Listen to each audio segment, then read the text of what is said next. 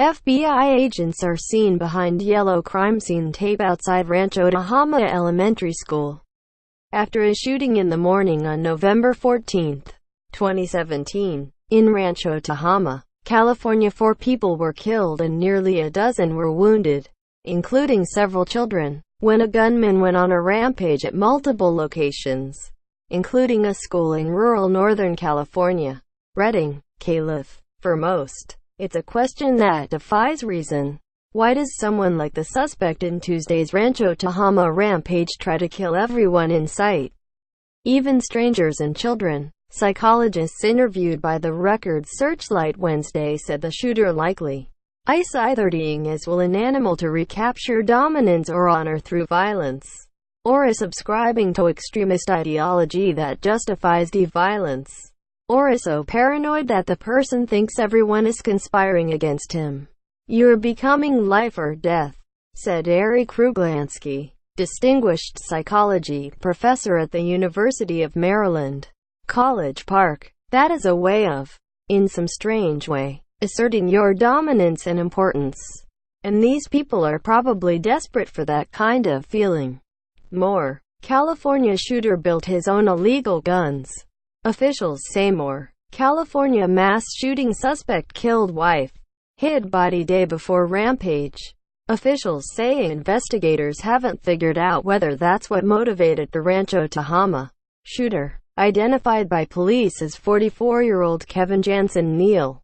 They say Neal shot his wife Monday, then targeted people at random throughout the tiny community southwest of Red Bluff on Tuesday, killing 4 more of them and injuring 10, including children. Most shooters don't have a history of serious mental illness, and as in Neal's case, studies have found more than half of their rampages start with a domestic incident, said J. Reed Malloy, a forensic psychologist and consultant for the FBI.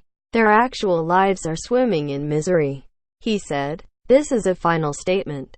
For some mass killers, feelings of injustice from those personal or workplace spats are so severe that it warps their sense of rational thought. That means seemingly random victims may actually be part of a paranoid pseudo-community, a group that can include strangers and even children, because the suspect sees conspiracy everywhere. Malloy said, there is an active belief that there are other people conspiring against them, and that tends to feed the anger and feed the suspicions and hypervigilance. He said, from the outside, it looks like these strangers are randomly selected, but from inside the paranoid perspective, they are a part of this community of conspirators that could involve just opportunistic victims that are out on the street. More. Guns don't kill people. Men and boys kill people. Experts say more. Sutherland Springs. Mass shooters often have domestic violence trait more. 3 mass shootings in the past 17 months have been among the nation's bloodiest. Targeting children may also tie back to the dominance theory. And it's possible the children weren't targeted themselves but to make their parents suffer. Kruglansky said he wanted to hurt other people, and therefore assert his great power. Kruglansky said, and what can hurt other people more than killing their children? Another theory about children. If Neal was deeply unhappy, he could have just been bitter that kids are usually carefree. In contrast to the happiness of the children, he may feel particularly unhappy and humiliated. Kruglansky said, and I'm going to show them that I am the power that make them unhappy. Still, Richard Cooter, chair of the George Washington University's Forensic Psychology program, said each case is different, and you can't necessarily inject logic into a deranged mind. You can't logically figure it out, he said. Clearly, little kids in the school have nothing to do with this. And so at that point, it's just sort of generalized rage. Cooter said it's possible Neal killing his wife made him realize he would be going to prison. So he figured he may as well die but get his revenge on a society perceived as unfair first. You can probably assume that, whatever it was, it got out of control.